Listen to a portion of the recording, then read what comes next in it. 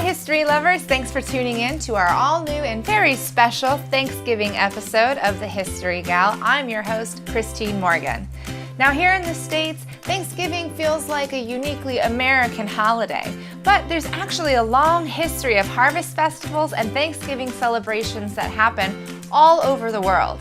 Each region has its own customs and traditions, but at the heart of the day, it's always about cultures coming together and families reconnecting.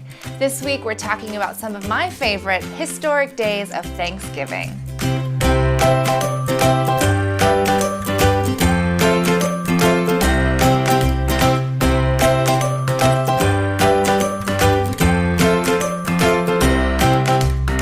Possibly as early as 700 BC, the Romans held a harvest festival called Elia in honor of the goddess Ceres. She's often referred to as the goddess of corn or the goddess of wheat. Tradition had it that all the farmers had to present their harvest fruits and vegetables and a sacrificial animal to honor the goddess and protect the harvest for the coming year. Music, parades, and even sporting events like horse and chariot racing were all incorporated into this harvest festival, and it seems very similar to the type of celebrations we still have today in the States.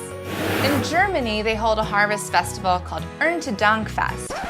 Erntedankfest. Erntedankfest. Erntedankfest? Wow, Erntedankfest. Erntedankfest. Erntedankfest. This is usually a church-organized event, and the festival features a parade where elaborate decorations made out of harvested fruits and vegetables are on display, and the harvest crown is given every year to a harvest queen.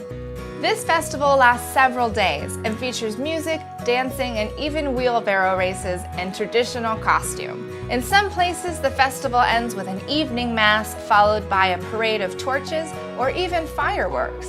Even our neighbors in the north, the Canadians, have been celebrating their own version of Thanksgiving since 1578, long before the Pilgrims ever landed on Plymouth Rock.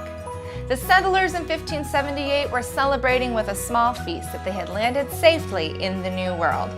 Then, in 1872, Canadians gathered once again to celebrate the fact that their king, Edward VII, had recovered from a bad bout of typhoid fever. In some places, people will decorate churches with cornucopias or corn husk dolls in order to celebrate and protect the next year's harvest, which is actually a tradition that started in the UK.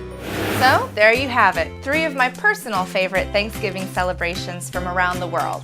But don't forget, there are actually dozens of cultures and countries that take the time to give thanks and celebrate their communities and their families. I sure hope you're doing the same thing today.